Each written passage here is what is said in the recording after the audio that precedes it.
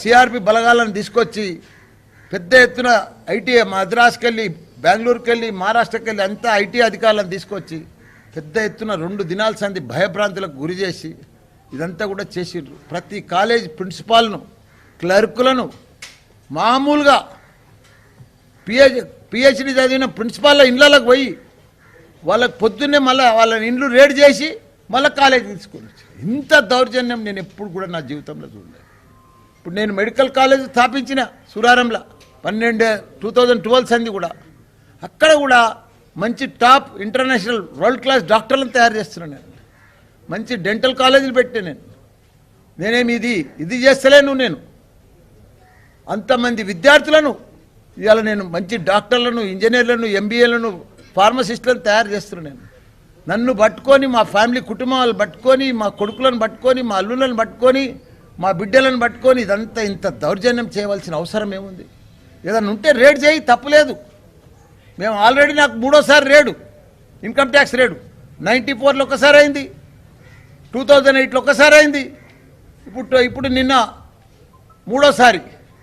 మాదంతా కూడా క్లియర్ కదా, అకౌంట్సే కదా, ఆన్లైనే కదా, పేమెంట్స్ ఆన్లైనే ప్రతిదీ కూడా. ఇప్పుడు మెడికల్ కాలేజ్ సీట్లు చాలా చేసిండ్రు, మీరు అన్నీ అమ్ముకుంటున్నారు, మీరు డొనేషన్ తీసుకుంటున్నారని మీరు అంటారు. అందరు కూడా అందరికి చాలామందికి డౌట్ ఉంది, అది తెలవని వాళ్ళకి చాలామందికి. రాత్రి వాళ్ళకు కూడా వచ్చే ముందు దాకా డౌట్ ఉండే, రాత్రి వాళ్ళకు కూడా చెప్పిన అంతా వాళ్ళ రిపోర్ట్ల. మెడికల్ కాలేజీలా అనేది ఎంబీబీఎస్ సీట్లు ఒక 100 సీట్లుంటే 50 సీట్లు 50% of seats MBBS seats government quota counselling ద్వారానే వస్తారు. ఏ కేటగిరీ ఎంబీబీఎస్ సీట్లు ఏ కేటగిరీ అలా ఉంటుంది, బి కేటగిరీ అలా ఉంటుంది, సి కేటగిరీ అలా ఉంటుంది. ఏ కేటగిరీకి గవర్నమెంట్లో 60,000తోటే మేము 50% ఆఫ్ సీట్స్ మేము గవర్నమెంట్కి ఇచ్చి పేద విద్యార్థులకు, మెరిట్ విద్యార్థులకు మేము డాక్టర్లను తయారు చేస్తున్నాం. అంటే మా తాను 150 సీట్లుంటే 75 సీట్లు కౌన్సిలింగ్ ద్వారా 60,000 ఫీజుకే మేము చెప్తున్నాం. గవర్నమెంట్కు ప్యారలల్గా మేము సపోర్ట్ చేస్తున్నాం.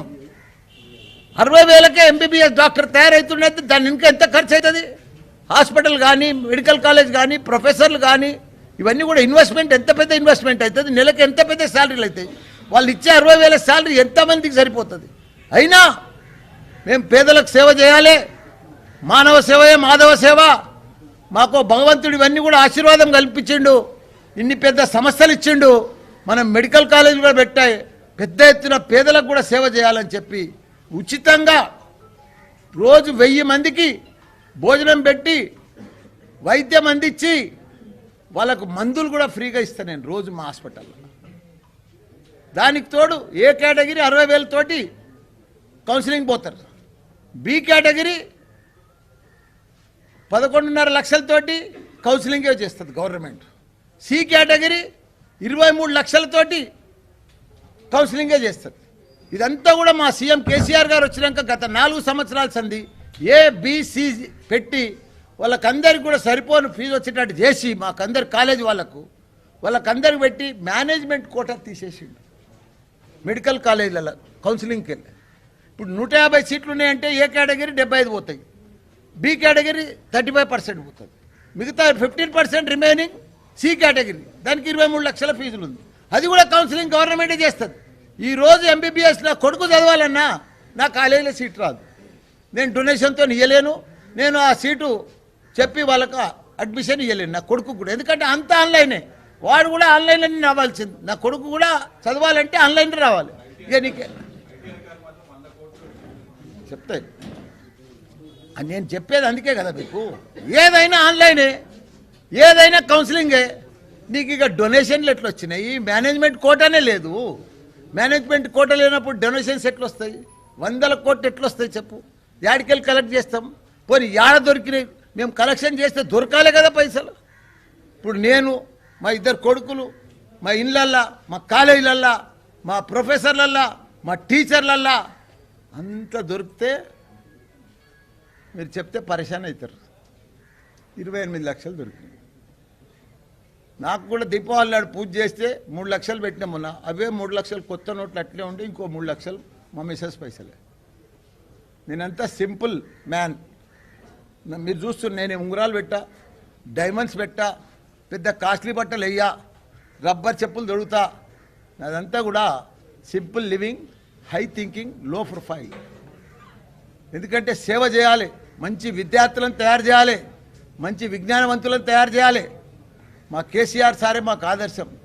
మల్లారెడ్డి నువ్వు యూనివర్సిటీ పెట్టు, నువ్వు ఇన్ని విద్యా సంస్థలు నడిపిస్తున్నావు, ఐఏఎస్ కోచింగ్ పెట్టు, మంచిగా హెల్త్ సైన్స్ కోర్సెస్ పెట్టు, నీకు మంచి ఇది ఉన్నది, నువ్వు బాగా నడిపిస్తున్నావు అని చెప్తే యూనివర్సిటీ కూడా నాకు ఇచ్చిండు. మంచి కొత్త కోర్సులు, ఇండియాలో ఎక్కడ లేని కోర్సులు నేను ఈరోజు నడిపిస్తున్నా. అది కూడా ₹1,00,000 ఫీజు తోటి, 75,000 ఫీజు తోటి. నేను లక్షల డొనేషన్ తీసుకొని నా కాలేజీలో ఏం నడిపిస్తలేను. నా తనంతా పేద విద్యార్థులే, అంతా రూరలే. నేను హాస్టల్ ఫీజు కూడా నా తన 55,000, 65,000, 75,000 అంత తక్కువ ధరకు హాస్టల్ కట్టి వాళ్ళకి మంచిగా ట్రైనింగ్ ఇచ్చి వాళ్ళకి మంచిగా ప్లేస్మెంట్ ఇప్పిస్తున్నారు. అందుకే కదా నాకు ఇంత డిమాండ్. మీరు నా సంస్థలన్నీ చూస్తూ ఉన్నారు. మీరు అది మామూలు సంస్థలు కాదు, మామూలు జీతాలు కావు. మంచి మంచి ప్రొఫెసర్లను పెడతా. ఇప్పుడు నా కాలేజీలు, ఒక కాలేజీ నడిపించాలంటే 1000 మంది నడిపించాలంటేనే ప్రొఫెసర్లు కావాలి, టీచింగ్ కావాలి. చాలామంది మా సీఎం కేసీఆర్ గారు రాకముందుకు 8 ఏళ్ల ముందు 350 ఇంజనీరింగ్ కాలేజీలు ఉండే. కానీ ఇప్పుడు ఎన్ని అయినాయి? 180కి వచ్చింది, 80కి వచ్చినాయి. ఎందుకు వచ్చినాయి? ఎవరు నడిపించలేకపోయారు. రూల్స్ అంతా సిస్టమేటిక్ ఉంది, చాలా స్ట్రిక్ట్గా ఉంది. జేఎన్2 పర్ఫెక్ట్గా ఫాలో అవుతుంది. క్యాడర్ రేషియో కూడా, ప్రొఫెసర్లను కూడా అందరినీ కరెక్ట్ పెట్టాలి. జేఎన్2 కూడా చాలా స్ట్రిక్ట్గా పెట్టి చేస్తే అన్ని కాలేజీలు ఏవైతే అడ్మిషన్ రాని కాలేజీలు బంద్ అయిపోయినాయి. మాకు ఇంత డిమాండ్ ఎందుకు వచ్చిందంటే పర్ఫెక్ట్గా టీచర్లను పెట్టినాం, టీచింగ్ స్టాఫ్ ఉన్నది, మంచిగా ట్రైనింగ్ ఇస్తున్నాము, మంచి ప్లేస్మెంట్ వస్తుంది. కాబట్టి ఇంత అన్ని సీట్లు కూడా ఫిలప్ అవుతున్నాయి. మా ఫ్యామిలీ మెంబర్సే. మేము ఇవన్నీ ఖర్చులు కావా, ఇవన్నీ లేవా, ఇవన్నీ డబ్బులు ఎంత ఖర్చు అవుతుంది అంత పెద్ద సంస్థలు నడిపిస్తున్నప్పుడు? దాన్ని పట్టుకొని ఏదో నేను ఎక్సైజ్ బేరం చేస్తున్నట్టు, నేను బిల్డర్ చేస్తున్నట్టు, నేనేదో కాంట్రాక్ట్ బిజినెస్ చేస్తున్నట్టు, నేనేదో స్మగ్లింగ్ చేస్తున్నట్టు, నేనేదో అవాల వ్యాపారం చేస్తున్నట్టు, నా తన మనీ ల్యాండింగ్ ఉన్నట్టు. మాదంతా స్టూడెంట్స్, పిల్లలు ప్రతి ఒక్కటి కూడా ఆన్లైన్లో కడతారు డబ్బులు. ప్రతి ఒక్కరు కూడా హాస్టల్ పైసలు కూడా ఇవాళ రేపు. మొన్న కరోనా వచ్చింది. కరోనా వచ్చినాక 2 ఏళ్ళు పిల్లలు చదువుకున్నారు ఆన్లైన్లోనే, డబ్బులు కట్టిరు ఆన్లైన్లోనే. అసలు కాలేజీకే రాలే కదా. అసలు నోట్లు పట్టుకుంటే కూడా కరోనా అని భయపడ్డారు కదా. అంతా ఆన్లైనే. 2 ఏళ్ళు అయితే ఆన్లైన్లో నడిచింది కదా. ఇక నువ్వు డబ్బుల ట్రాన్సాక్షన్ యాడ్ ఉంది, డొనేషన్ యాడికెళ్ళి వచ్చింది, యాడికెళ్ళి డబ్బులు వస్తాయి చెప్పు. ఇదంతా బదలాం చేసి పార్టీలో, నేను టీఆర్ఎస్ పార్టీలో నేను మంత్రి ఉన్నా అని చెప్పి రకరకాల బీజేపీ ప్రభుత్వం వీళ్ళందరూ కలిసి నన్ను మీద కుట్ర పన్ని ఈయనను డ్యామేజ్ చేయాలి, ఈయన పేరు ప్రతిష్టను దిగజార్చాలి, ఈయన పెద్ద ఎత్తున మెంటలీగా ఈయన ఇచ్చేయాలి అని చెప్పి వాళ్ళు కక్షపూర్తంగా చేసిన చర్య. అయినా మా కేసీఆర్ ఉన్నాడు, ఆయన మాకు మంచిగా ధైర్యం చెప్తాడు ఎప్పటికప్పుడు. ఏం భయపడొద్దు మల్లారెడ్డి గారు, మీరు తప్పకుండా మంచిగా ఉండండి, ఇవన్నీ వస్తూనే ఉంటాయి, ఏం కాదు అని చెప్పి ధైర్యం చెప్తాడు మాకు. ఆయన ధైర్యంతో ఇలా ఇంత గొప్పగా నేను మీ ముందు కూర్చున్నాను. నేను ప్రతి మంత్రి చూడు, ప్రతి మంత్రి ఏ బేస్ అంటే మీరే చెప్పాలి కదా. మీరు కూడా చూస్తున్నారు నన్ను 2 ఏళ్ళు. నిన్న మా కొడుకు నాకు హాస్పిటల్ పడ్డది కూడా తెలియదు. నేను టీవీలో ఇట్లనే 8:30కి టీవీ పెట్టినా, వాడు మబ్బులో 5 గంటలకే పోయినట్టు హాస్పిటల్కి. టీవీ పెడితే మల్లారెడ్డి పెద్ద కొడుకు ఆ సూరారం హాస్పిటల్లో జాయిన్ అయ్యాడు. అరే మా మిసెస్ కూడా ఉంది, ఐటీ అధికారులు కూడా ఉన్నారు ఆడ పక్కకు. టీవీ చూడగానే మా మిసెస్ ఏడుస్తూనే ఉంది. పోదామంటే ఉండు నేను మాట్లాడిపిస్తా, ఉండు. అరే ఇంత అన్యాయమా? కొడుకు వాడు హాస్పిటల్ పడ్డా అంటే కూడా ఏం, వాళ్ళు మొన్ననే అంతా రాత్రి దాకా చేసేసారు. నేను పొద్దుగాల ఏమీ లేదు, ఉన్నాయన్నీ ఊడిసేసారు, ఉన్నాయన్నీ కడిగేసారు, మా దుమ్మంతా దులిపేసారు. మామూలు మంది కాదు. అబ్బబ్బబ్బబ్బబ్బ, ఇది హైదరాబాద్ తెలంగాణ రాష్ట్రంలో ఒక చరిత్రనే. 5 ఏడు ఇంతమంది పోలీసులు, ఇంతమంది అధికారులను, అసలు 200 ఇనోకాలు బుక్ చేసిరట. మాకు కూడా తెలియదు ఇంతమంది. అంత ఏముందన్నాడు చెప్పు. నేనేం పెద్ద బిల్డర్స్నా? నేను 25 బిల్డింగ్లు కడుతున్నానా? ఏదున్నా నా కాలేజీలనే వేరున్నా. నేను ఎంత చిన్న ఇంట్లో ఉన్నా చూడున్నా, నా ఇల్లు చూడు, 32 సంవత్సరాల చదువున్నా ఇంట్లో. మా పొలంలో కట్టుకున్న ఇల్లు అది. నేను ఏదో మా కేసీఆర్ గారు ఆశీర్వాదంతో మినిస్టర్ ఇచ్చిండు నాకు, ఎంపీ ఉన్నా, మినిస్టర్ అయినా. ఇంత కుట్రనా మినిస్టర్ల మీద, ఎమ్మెల్యేల మీద?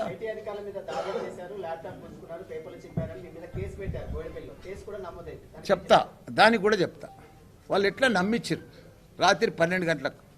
నమ్మించి ఏం చేసారు? మా పెద్ద కొడుకుది ఇంజనీరింగ్ కాలేజ్ చూస్తాడు, చిన్న కొడుకు మెడికల్ కాలేజ్ చూస్తాడంటే మెడికల్ కాలేజ్ది రిపోర్ట్ తయారైంది.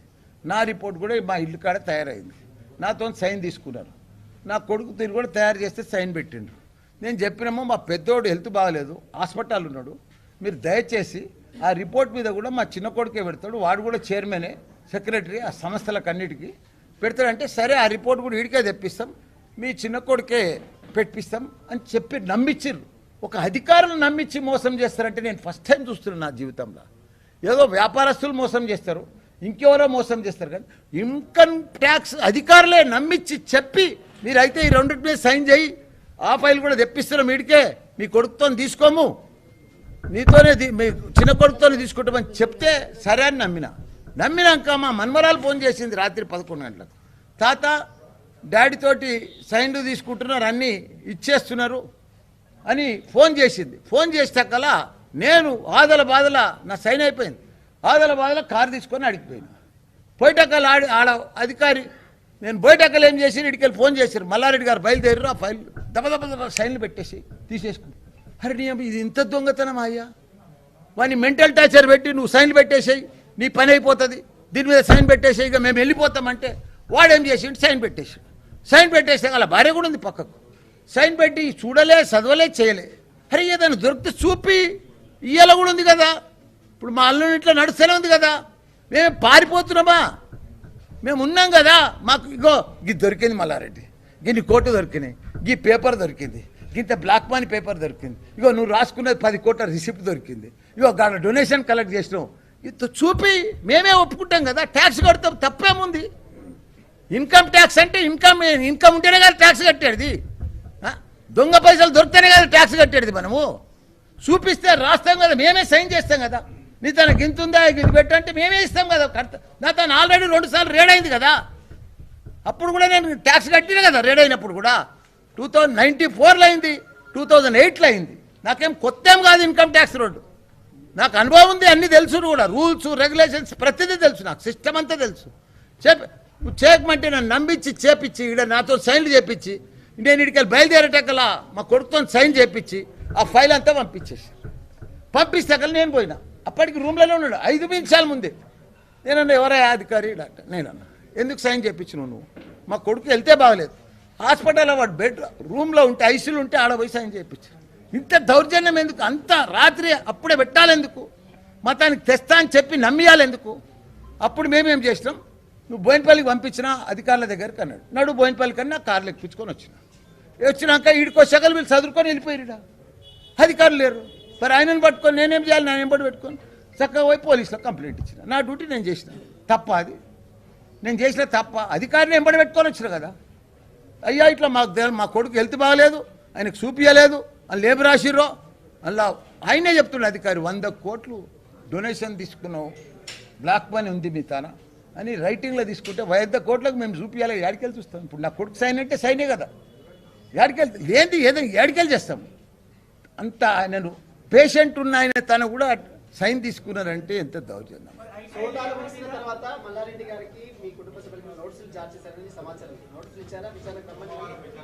అరే అవన్నీ కామన్, అది పార్ట్ ఆఫ్ ఇన్కమ్ ట్యాక్స్, అది నోటీసులు జారీ చేస్తారు, 3 నెలల దాకా మమ్మల్ని రోజు దింపుతారు, ఇంకా అన్ని లెక్కలు చేస్తారు. ఇంకా ఇది ఓన్లీ రేడ్, ఇది రేడ్ చేసి కేసు ఎఫ్ఐఆర్ అయినట్టు పోలీస్ స్టేషన్లో ఎఫ్ఐఆర్ కాడికి వెళ్ళి ఇంకేమైతుంది 3 నెలల దాకా రోజు మా కొడుకులు పిల్లలు అన్ని వ్యాపారాలు అన్నిటిసి పెట్టి అదే పని మా ప్రిన్సిపాల్ ఇన్కమ్ ట్యాక్స్ ఆఫీస్కి పోవాలి, నీ ఇంటిదేంది, నీ సమస్య ఏంది, నేనంతా ఇంకా ఉన్నది ఇంచి లెక్క పెట్టి అన్నీ తీస్తారు. ఇంకా అవన్నీ ఉంటాయి, అది పార్ట్ 2, పార్ట్ 1 అయింది, ఇప్పుడు పార్ట్ 2 ఉంటుంది, పార్ట్ 3 ఉంటుంది ఇందులో ఇన్కమ్ ట్యాక్స్లో.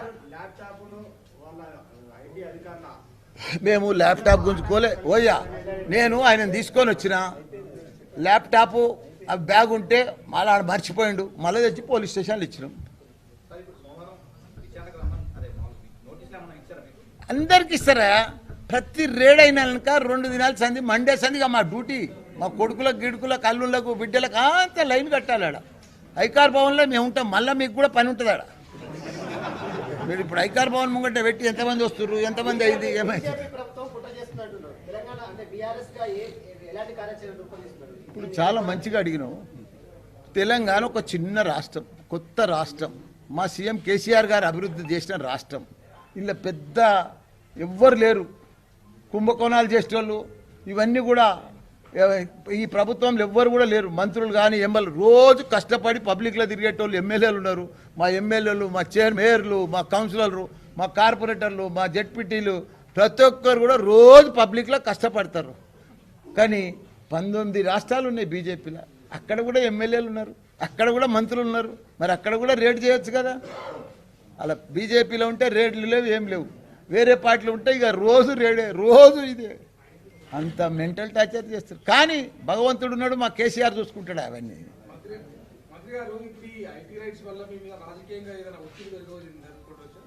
ఏది పెరిగినా మా కేసీఆర్ ఉన్నంతసేపు నేను ఆయన ఎంబడి ఉంటాను.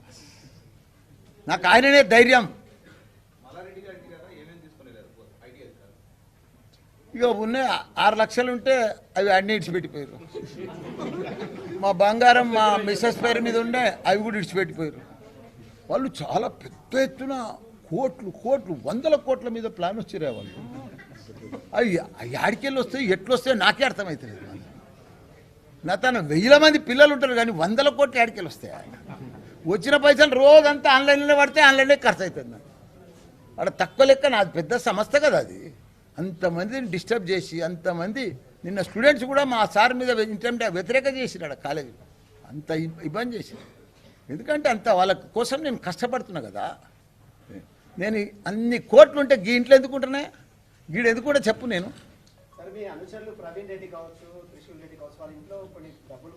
దొరికినాయా? ఓల్తాన కోటి దొరికింది, ఓల్తాన 2 కోట్లు దొరికింది, ఓల్తాన 2.5 కోట్లు దొరికినాయి. ఉన్నోళ్ళతానే దొరికినాయి. ఎవరితాను ఏమేమి ఉన్నాయో దొరికినాయి. వాళ్ళు ఎవ్వరిని నిడవలేదా? నేను దొరకలేదని అంటలేను కదా. మా ముగ్గురు తన కలిసి, మాకు 2 కొడుకులు నా తన కలిసి 28 లక్షలు దొరికినాయి. దొరకలేదని అంటలేను కదా, దొరికినాయి. ఎవరి దాని ఇప్పుడు త్రిశూల్ రెడ్డి ఉన్నాడు, మా మామ కొడుకే పాపం. ఆయన బిక్కు బిక్కుమని నా పక్కకే కాలేజీ పెట్టాడు. అది కూడా నాదనుకొని అది కూడా దొమిరు ఉన్నది. పర్వాలేదు, మంచిగానే ఉంది. రాత్రి పోయి చూసి వచ్చినా, ఏం ప్రాబ్లం లేదు. రెస్ట్ తీసుకోమని చెప్పిన నేనే. ఇక పెట్టిరా, ఇక అంతా అయిపోయింది కదా.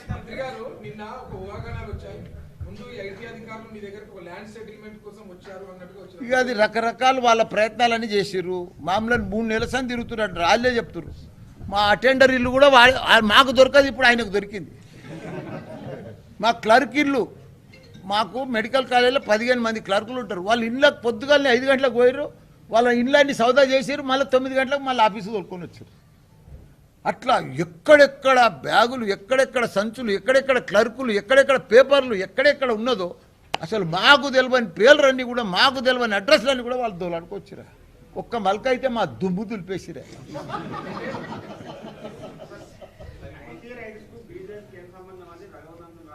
చాలా మంచి మాట, చాలా గుడ్ క్వశ్చన్. ఆయన చాలా అడ్వకేటు, సీనియర్ లీడర్, చాలా పెద్ద మనిషి, మంచి తెలివైన మనిషి, బాగా తెలివితో మాట్లాడతాడు. ఆయన నిన్న మాట్లాడి నేను కూడా టీవీలో చూసిన. నేను అట్లా సెల్ ఫోన్ అట్లా గోనె వంచి వెనుకకు పంపించిన. నేను మినిస్టర్ను, నాకు అవన్నీ అవసరం లేదు. నాకు రేడ్ ఏం కొత్త కాదు. నాకు 3వ రేడు, 3rd టైం. ఆ రేడ్ కూడా హ్యాట్రిక్ రేడ్ నాది.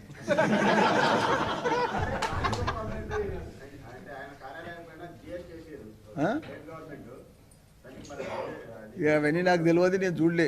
ఆయన నా కోసం మాట్లాడి కానీ చెప్తున్నా. అందుకే నేను బీజేపీ పైన ఎందుకు చెప్తున్నా అంటే, మా కేసీఆర్ బీఆర్ఎస్ పార్టీ పెట్టిండు. మేము దేశంలో మంచి పేరు వస్తుంది మా సీఎం కేసీఆర్కు. ఎందుకంటే ప్రజలకు ఒక నమ్మకం వచ్చింది.